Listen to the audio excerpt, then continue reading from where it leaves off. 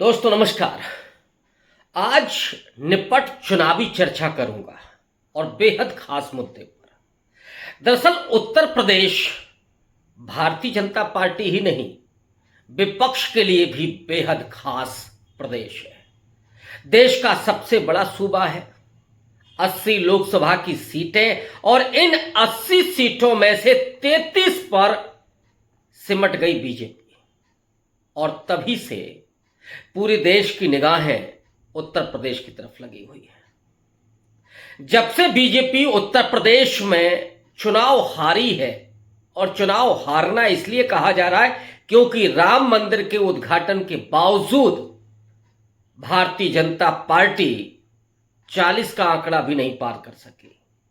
इतना ही नहीं, अयोध्या जहां पर स्थित है उस फैजाबाद लोकसभा सीट पर भारतीय जनता पार्टी बुरी तरीके से चुनाव हारी और तब से लगातार उत्तर प्रदेश में हर राजनीतिक गतिविधि को लेकर के चर्चा हो रही है। एक चर्चा तो यह भी है कि इस लोकसभा चुनाव ने योगी बनाम गुजराती लॉबी के बीच के द्वंद्व को और ज्यादा बढ़ा दिया है।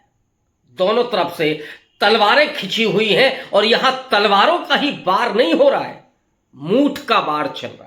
मूठ का वार आप समझते होंगे कि तलवार अगर टूट जाए तो ठूंठ से ही वार हो, मूठ से वार हो, और इसी तरह का अंतर्द्वंद, इसी तरह की कला है उत्तर प्रदेश बीजेपी के भीतर, और ये कला है दिल्ली के इशारे पर हो रही थी। तो इसी पर करेंगे चर्चा, लेकिन केंद्रीय मुद्दा होगा 10 उपचुनाव विधानसभा के।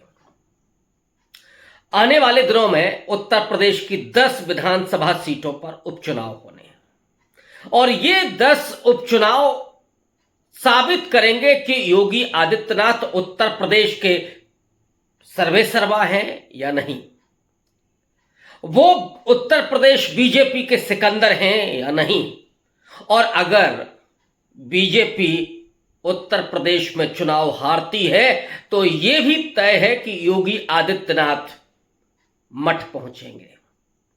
तो क्या केशव प्रसाद मौर्य या कोई और तैयारी कर रहा है ताजपोशी की? तो ऐसे में यह भी संभावना है क्या बीजेपी के भीतर कोई भितरघात होने जा रही है? इस पर भी करेंगे चर्चा, लेकिन पहले उन 10 विधानसभाओं के नाम जरा आपके सामने मैं रखता हूं और क्या समीकरण है वहां के, क्यों वो सीटें खाली हुई हैं, कौन कौन सी पार्टी का वहां पर पहले चुना हुआ विधायक था, इसकी थोड़ी सी चर्चा और फिर पूरा विश्लेषण आपके समक्ष रखूंगा। पहली विधानसभा सीट है कटहरी, अंबेडकर नगर की सीट है। लालजी वर्मा विधायक थे। लालजी वर्मा अंबेडकर नगर से लोकसभा चुनाव समाजवादी पार्टी के बैनर पर लड़ करके गए और लोकसभा पहुंच गए। ये सीट खाली है। करहल, ये मैनपुरी की सीट है।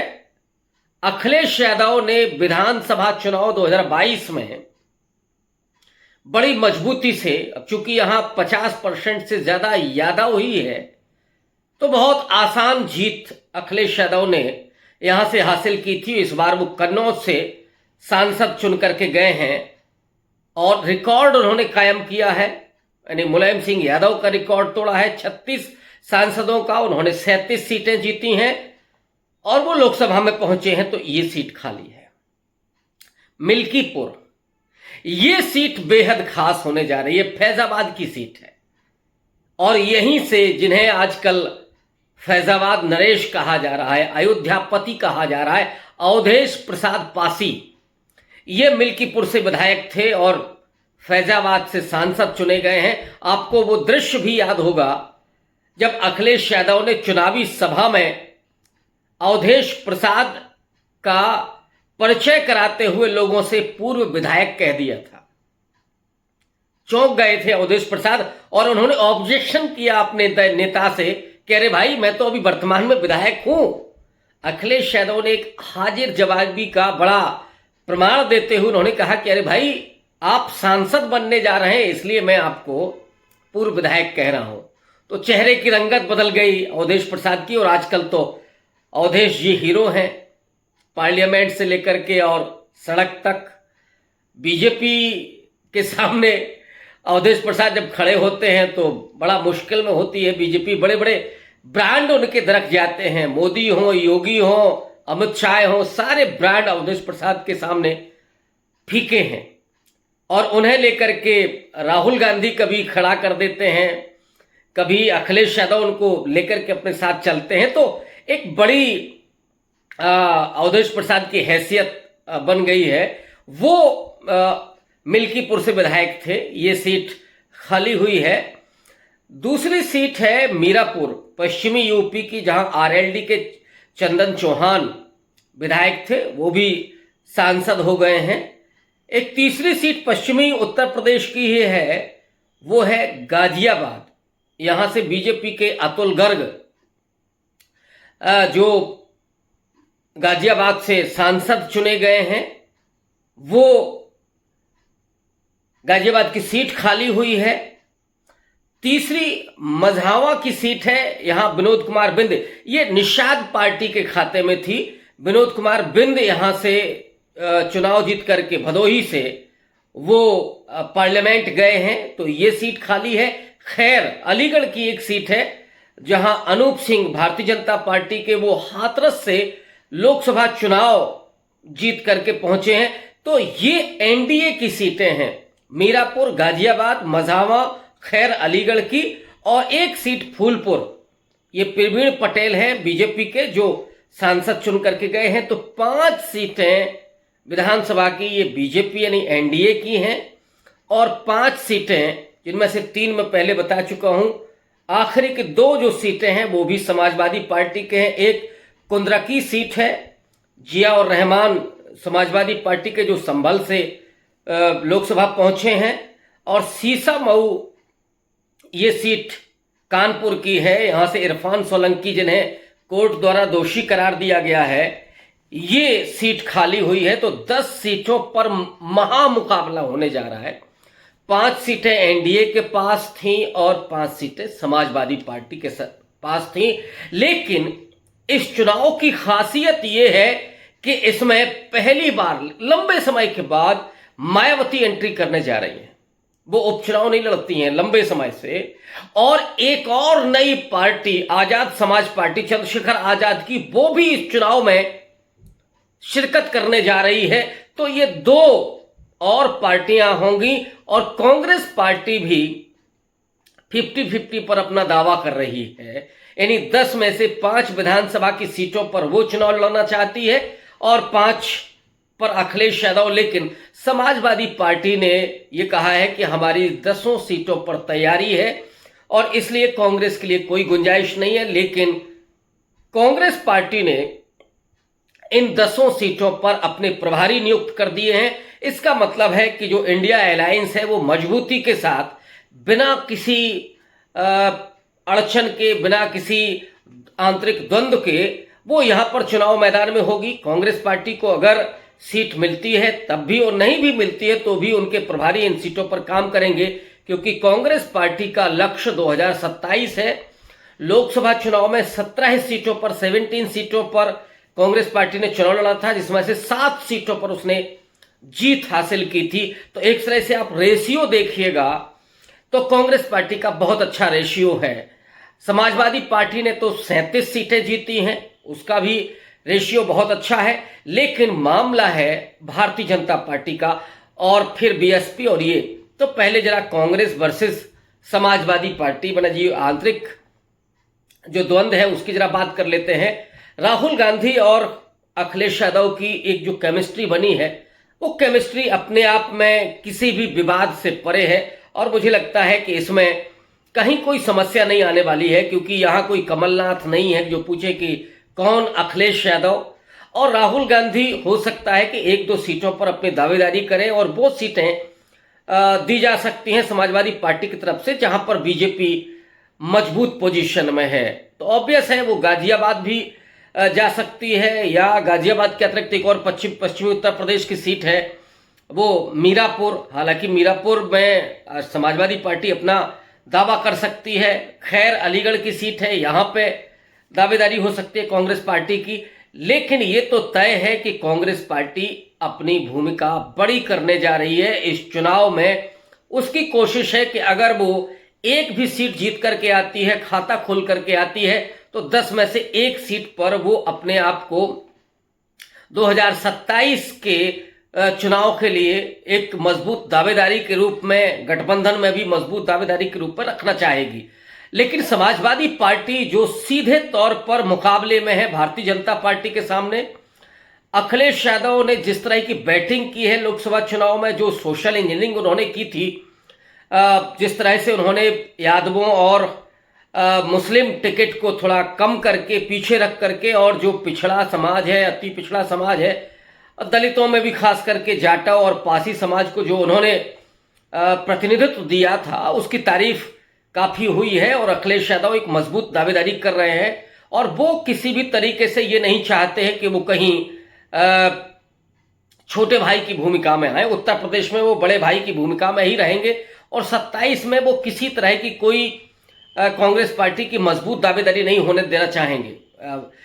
भले ही गठबंधन में है, लेकिन राजनीति में तो यही होता है कि पहले अपना और उसके बाद गठबंधन के साथी का।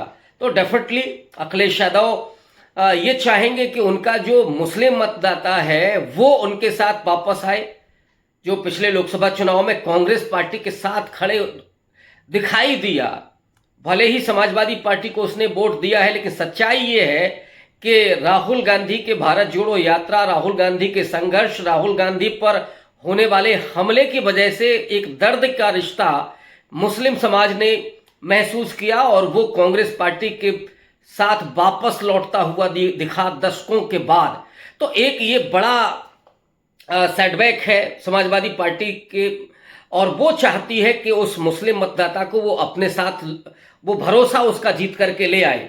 तो एक तो ये है। दूसरा, अखिलेश यादव ये भी चाहते हैं कि जो दलित मतदाता है, जो कहीं ना कहीं कांग्रेस पार्टी के साथ शिफ्ट करते हुए दिखा, उस भरोसे के साथ वोट उसने समाजवादी पार्टी को भी दिया।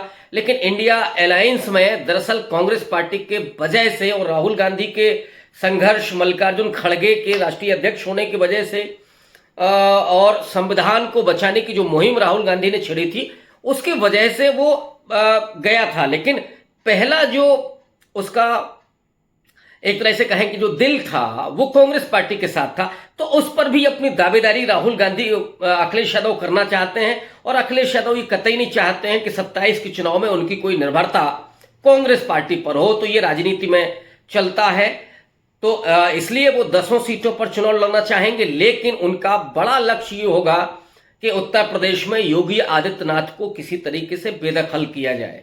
योगी आदित्यनाथ जिस तरह की हार्ड कोर हिंदुत्व की पॉलिटिक्स करते हैं, जिस तरह से वो एंटी मुस्लिम पॉलिटिक्स करते हैं, और यहां तक कि एंटी यादव जो खुल करके पॉलिटिक्स की है योगी आदित्यनाथ ने, उसमें उनका कैडर भी कमजोर हुआ है। कैडर को बुरी तरीके से तोड़ा गया है, एफआईआर दर्ज हुई हैं, मुकदमे हुए हैं, जेल भेजा गया है, एनकाउंटर हुए हैं। और ये आरोप समाजवादी पार्टी का रहा है कि उसने उनके अपने लोगों पर कड़ी कार्रवाइयां की हैं। तो वो एक जो कोशिश है अखिलेश यादव की कि योगी आदित्यनाथ को कमजोर करना और उन्हें बेदखल करना, इसके लिए वो चाहेंगे कि उपचुनाव में किसी तरीके से बीजेपी चुनाव न जीत पाए। लेकिन असली खेल जहां शुरू हो रहा है वो है बीएसपी की एंट्री। और बीएसपी की जो एंट्री है, मायावती ने ऐलान किया है कि 10 जो विधानसभा सीटें हैं वहां पर चुनाव लड़ेंगी। आकाश आनंद इन दिनों हरियाणा में है, जो इनेलो है उसके साथ गठबंधन है, वहां भी कांग्रेस पार्टी और बीजेपी दोनों पर बराबर का प्रहार कर रहे हैं। आकाश आनंद अच्छे वक्ता हैं, ये सबको मालूम है, लेकिन मायावती ने पिछले दिनों उन पर एक शिकंजा लगाया था, और यही वजह है कि अब वो पढ़ करके अपना भाषण दे रहे हैं, जो बहुत स्वाभाविक नहीं लग रहा है। क्योंकि आकाश यादव स्वाभाविक तौर पर जिस तरह से भाषण दे रहे थे, वो अपील कर रहे थे लोगों को, खासकर को दलितों और अति पिछड़ों, वंचितों को वो ज्यादा अपील कर रहे थे।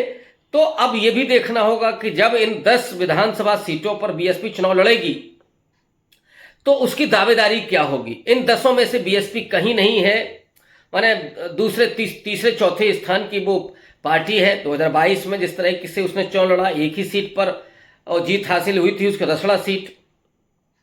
लेकिन इस पर वजह क्या है कि उपचुनाव में वापसी कर रही हैं मायावती। दरअसल मायावती का जो पिछले लोकसभा चुनाव में 9.39% वोट रह गया है, ये उनकी सबसे बड़ी चिंता है। और 98 के बाद ये बेहद कम वोट है, सबसे कम वोट आप कह सकते हैं, सबसे पुअर परफॉर्मेंस है बीएसपी की। और इस वजह से कोशिश है मायावती की कि यहाँ पर विपक्ष हो या सत्ता पक्ष हो, इससे उनको कोई फर्क नहीं पड़ने जा रहा है। वो उनको अपना आधार वोट बचा करके रखना है। और उसे एक मौका मिला बीएसपी को, जब ये उपवर्गीकरण का मामला आया तो जाटव जो समाज है वो उपवर्गीकरण के खिलाफ है पूर्णतः।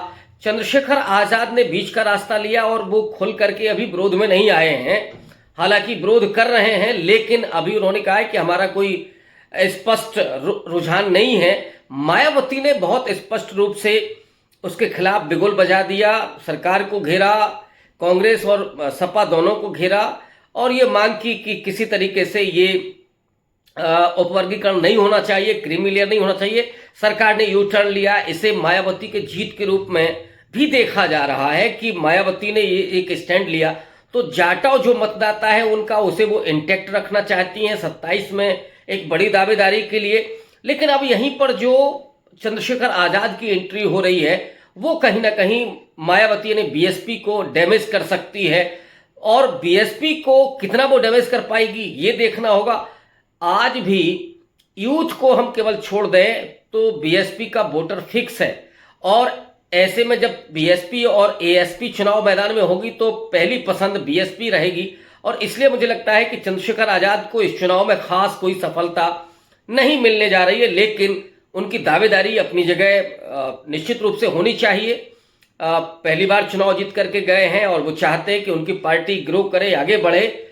लेकिन बीएसपी के बारे में लोग ये भी आशंका जाहिर कर रहे हैं कि कहीं ये समाजवादी पार्टी के लिए नुकसानदेह तो नहीं है। मुझे नहीं लगता कि बीएसपी कहीं समाजवादी पार्टी को कोई नुकसान पहुंचाएगी, क्योंकि बीएसपी का अपना जो आधार वोट है वो उनके साथ इंटैक्ट रहेगा। हाँ, जो लोकसभा चुनाव में थोड़ा सा जाटव वोट, खास करके जो पढ़ा लिखा तबका था, संविधान और आरक्षण को लेकर के जो उसकी चिंताएं थी, वो जो शिफ्ट हुआ था वो वापस बीएसपी की तरफ आएगा। तो ऐसे में ये मुकाबला बेहद दिलचस्प होगा देखने में, और इंतजार करेंगे जब ये मौके। और इसके जरिए ये भी कहना जरूरी है कि योगी रहेंगे या जाएंगे। शुक्रिया।